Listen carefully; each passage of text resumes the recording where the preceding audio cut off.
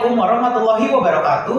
Perkenalkan, saya Muhammad Azizul Julian Pratama. Saya Muhammad Hanafi. Kami dari SMA Negeri 15 Jakarta, dari bidang lingkungan, dengan judul penelitian identifikasi kandungan mikroplastik pada sumur berdasarkan jarak pantai di Teluk Jakarta. Latar belakang kami memilih penelitian ini adalah karena mikroplastik yang berukuran kurang dari 5 mm telah menjadi pencemar global yang ditemukan di seluruh perairan dunia.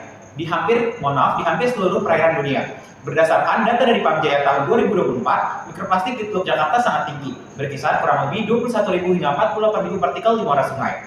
Berdasarkan data dari Pamjaya tahun 2024 pula, 76% sampel air di Teluk Jakarta mengandung mikroplastik berukuran 0,1 hingga 5 mm. Kondisi ini semakin mengkhawatirkan karena di wilayah pesisir Teluk Jakarta yang padat penduduk dan banyak aktivitas industri.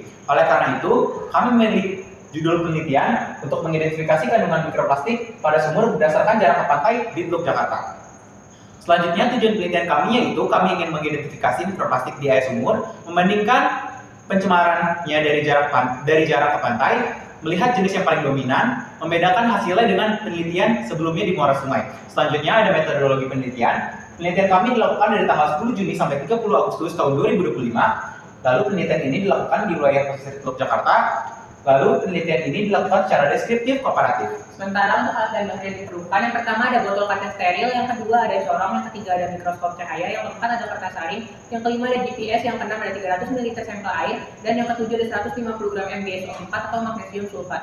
Melalui alat dan bahan tersebut, kami memperoleh data dengan metode pertama penetapan lokasi dengan koordinat GPS. Hal ini sejalan dengan penelitian yang dilakukan oleh Cordova pada tahun 2019. Selanjutnya, maka dapat diambil air sumur sebanyak 1 liter dan dialipot sebanyak 300 ml untuk kemudian disimpan di dalam botol kaca steril. Karena apabila di dalam botol plastik dapat terkontaminasi oleh mikroplastik dari botol itu sendiri. Selanjutnya, sampel dilakukan pemisahan densitas dengan magnesium sulfat dulu. Hal ini sejalan dengan penelitian yang dilakukan oleh Paine Ketu pada tahun 2024 yang menyatakan jika magnesium sulfat dapat memisahkan partikel mikroplastik dengan partikel lainnya. Kemudian dapat dilakukan fraksi atau infiltrasi, dikeringkan dan diamati dengan mikroskop dengan perbesaran 40 kali hingga 100 kali.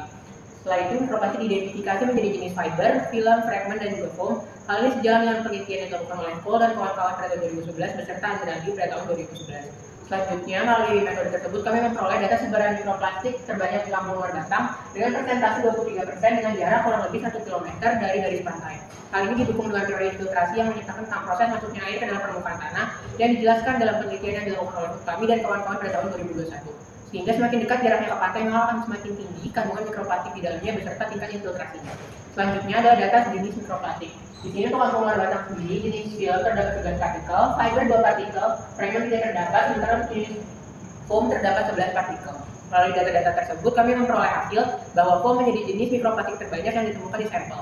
Hal ini sejalan dengan penelitian yang dilakukan oleh Cordova pada tahun 2019 yang menyatakan dari 9 muara sungai yang bermuara di Teluk Jakarta, foam menjadi jenis terbanyak. Yang kedua, jenis terbanyak adalah jenis EPS atau Expanded Polyester. Hal ini didukung juga dengan teori yang dilakukan oleh Turner pada tahun 2020 yang menyatakan bahwa EPS dan XPS menjadi jenis mikroplastik terbanyak yang ditemukan di laut. Hal ini merupakan kontribusi baru di penelitian kami.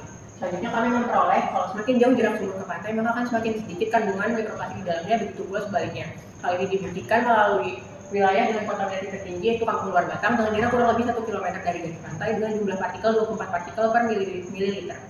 Melalui hal tersebut, kami memperoleh kesimpulan yang pertama, mikroplastik dapat diidentifikasi dengan proses filtrasi menggunakan magnesium sulfat karena magnesium sulfat dapat memisahkan partikel mikroplastik dan partikel lainnya, dan kemudian dapat dilanjutkan dengan observasi mikroskopis untuk verifikasi visual.